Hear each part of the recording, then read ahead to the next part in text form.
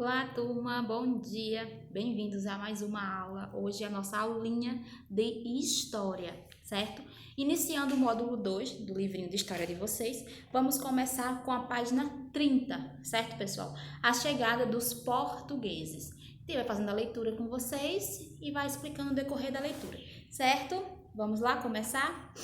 A chegada dos portugueses. O rei de Portugal, Dom Manuel o Venturoso, ordenou a Pedro Álvares Cabral que partisse para as Índias. Cabral partiu de Lisboa no dia 9 de março de 1500. Como as viagens pelo Atlântico eram muito demoradas, a expedição de Cabral chegou ao Brasil afastando-se da rota estabelecida por Vasco da Gama, no dia 22 de abril de 1500, após 44 dias de viagem. A primeira exploração do litoral do território descoberto foi feita pela própria esquadra de Cabral, que seguiu paralelamente à costa em direção ao norte, procurando um porto onde os navios ficassem abrigados. No dia 24 de abril, eles desembarcaram no local escolhido, que recebeu o nome de Porto Seguro.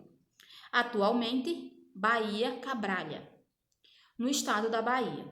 Ao chegarem à praia, os portugueses encontraram os habitantes da terra, a quem chamaram de índios. Todos os registros da viagem e do descobrimento foram feitos ao rei de Portugal pelo escrivão da esquadra, Pero Vaz de Caminha, que narrou os acontecimentos e fez comentários sobre nossos primeiros habitantes, ou seja, nossos índios. Sendo Portugal um país católico, também na esquadra de Cabral havia um sacerdote, Frei Henrique Soares de Coimbra, nascido na cidade de Coimbra, que celebrou no dia 26 de abril a primeira missa no Brasil, em ação de graças pelo descobrimento do ilhéu da coroa vermelha, né? Então, nós falamos nos vídeos anteriores de história, né, que o quê? Como foi que surgiu o nome Índios? Lembrando que ele saiu em busca das Índias, saiu da rota, se perdeu no mar, se perdeu no oceano e aí chegou ao nosso país, né? Que ele achou que era as Índias. E aí os habitantes que lá já existiam, ele chamou de índios, né? Então foi assim, né? E aí o livro ele fala para vocês, né? Que dia ele saiu, que dia ele chegou no Brasil, né? Quanto tempo eles levaram, que foi 44 dias no mar, né, pessoal? Aí aqui nós temos o Tratado de Tordesilhas. Portugal e Espanha eram os países mais desenvolvidos nas técnicas náuticas e passaram a competir pelo domínio das terras. Para organizar essa disputa, evitando guerras, foi feito um acordo entre os reis desses dois países chamado de Tratado de Tordesilhas. Observe que pelo Tratado de Tordesilhas, o mundo era dividido por um meridiano, o de Tordesilhas, linha imaginária que divide a Terra em leste e oeste, ou parte oriental e parte ocidental. Já foi falado também isso para vocês nas aulas, até na nossa última aula de história em sala de aula. Falamos sobre os meridianos, né? A parte ocidental e a parte oriental. Esse tratado considerava que todas as terras descobertas ou ao descobrir a leste do marco estabelecido, que seria o meridiano, pertenceriam a Portugal e as do oeste à Espanha. Portanto, quando chegou ao Brasil, Pedro Álvares Cabral sabia que este território já pertencia a Portugal. Posteriormente, Inglaterra, Holanda e França desconsideraram esse acordo e passaram a piratear navios portugueses e espanhol, além de ocuparem terras e contrabandearem nossa maior riqueza na época, que era o quê? O pau-brasil. Né? Então, o que seria o Tratado de Tordesilhas? Né? Então, Portugal e Espanha, né, eles já eram os que mais entendiam de navegação. Então, eles entendiam tudo, sabiam o que estavam fazendo. Dentre os outros países, eles eram os mais inteligentes nessa área, vamos dizer assim. Então, foi fechado um acordo entre esses dois países, Espanha e Portugal, para quê? Para que não houvesse guerra. Né? Por quê? Porque esses dois países eles saíam muito em exploração, buscando novas terras, né? E aí, para não haver guerra, eles dividiram no meio, vamos dizer assim, planetinha, né? Tá aqui. A terra tá aqui redondinha e eles dividiram ao meio e pronto, esse lado aqui é seu, esse lado aqui é seu.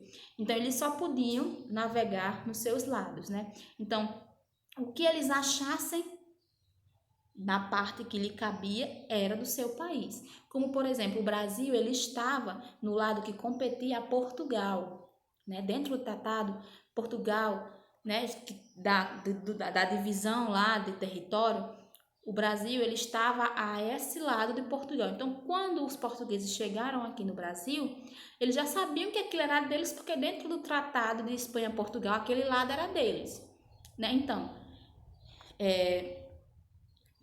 já pertencia a Portugal, né? E aí, depois disso, tempos depois, tiveram 3 países. Quais foram? Inglaterra, Holanda e França.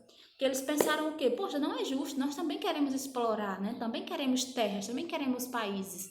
E vamos discordar disso, vamos buscar os nossos também. E eles discordaram dessa divisão, né? E fizeram o quê? Já que não podia, porque existia já um acordo, eles começaram a agir como piratas, né? Então, eles roubavam os navios dos outros, traçavam todo tipo de plano para o outro dar errado e eles também saírem, né? E assim eles foram conquistando também espaço para também colonizar outros lugares, né? Página 31, nossos nomes. Os primeiros habitantes designavam o Brasil de região ou terra das palmeiras, que na linguagem tupi-guarani é simplesmente Pindorama. Quando chegou aqui, Cabral chamou o território de Terra de Veracruz. Porém, Caminha escreveu as cartas ao rei chamando a terra de Ilha de Veracruz, pois a tripulação acreditava que essas terras eram uma linha que separava Portugal das Índias. No dia 2 de maio, a esquadra de Portugal, após a celebração de uma segunda missa, deixou as terras do Brasil e seguiu viagem para as Índias, onde deveria manter o comércio adquirindo as especiarias. Com o tempo, percebeu-se então que haviam descoberto uma grande terra. Passaram a chamá-la de Terra de Santa Cruz, pois o rei português, ao escrever para as autoridades católicas, usou a expressão Terra de Santa Cruz. Com o passar dos anos, a madeira pau-brasil, da qual se podia extrair uma tintura forte de cor brasa, passou a ser uma matéria-prima de grande valor, sendo retirada em quantidade para ser vendida na Europa. Por isso, em 1503, nossa terra passou a ser chamada Brasil. Mais à frente, em 1515, Dom João VI, quando trouxe a corte portuguesa ao Brasil, mudou o nome das terras para Reino Unido de Portugal, Brasil e Algarves. Com a independência em 1822, o Brasil passou a se chamar Império do Brasil.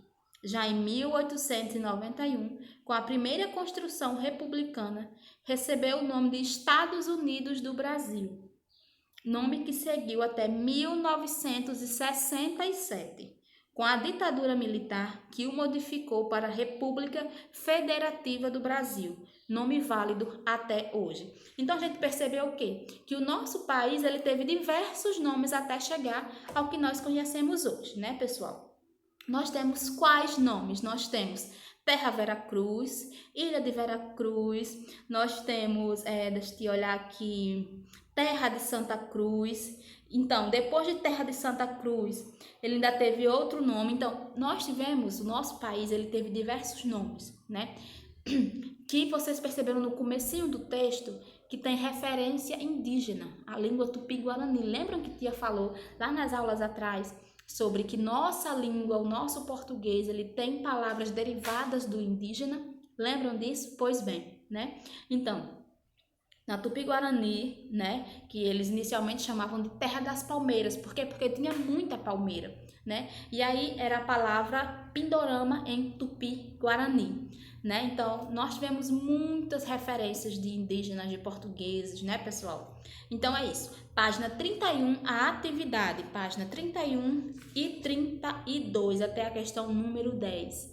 Viu, pessoal? E para casa, eu quero que vocês façam no livrinho de reforço, né? página 83 e 84. Lembrando que essa atividade do livro, tia vai corrigir, vai mandar a correção para vocês, certo? Então é isso. Até a nossa próxima aula, nosso próximo vídeo. Beijinho!